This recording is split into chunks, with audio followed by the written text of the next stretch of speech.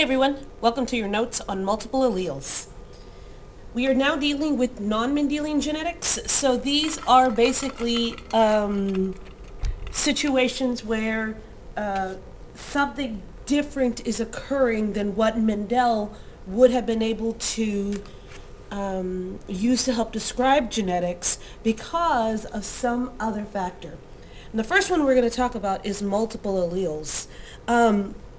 Keep in mind that when I am talking about alleles, I'm talking about a particular trait that is coded for by a gene. So the gene is the actual DNA itself. It's not the entire chromosome. It could be just a segment of a gene. And so when you have crossing over that takes place, it's important that that segment, that gene, is the same. So you don't want eye color getting confused with like nail thickness or dimples. So the gene itself is the DNA that will code for the trait being the characteristic we're describing. And then the allele are the different forms of the traits. Normally we have a recessive allele and a dominant allele. So there's two traits or two alleles, two forms of a particular trait coded for by the gene. Now what we're going to look at is a situation in which there's multiple alleles. So in other words, there's more than two variations, or we could just say more than two alleles for a particular trait. Now, it's important to keep in mind that with this, since we're still dealing with the same traits, you've got to use the same letter. And the example that we use is the example of blood typing.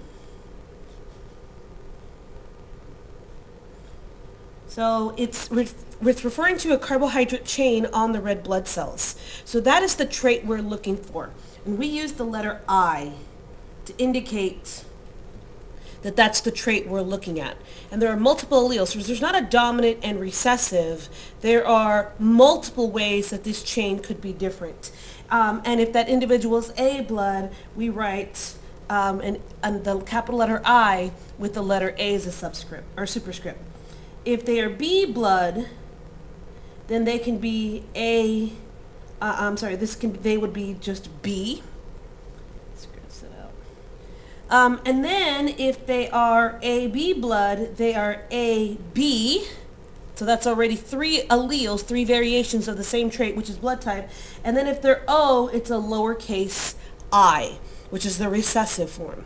So with multiple alleles, you have more than just two, a dominant and a recessive characteristic for the same trait. The example we're using is blood type. It is all the same characteristic. We're looking at the trait, which is blood type. It's a carbohydrate chain on red blood cells. But as you can see, there are multiple, there are more than two, it's not just dominant and recessive, there are more than two forms of that trait, which is called alleles. Thanks for watching.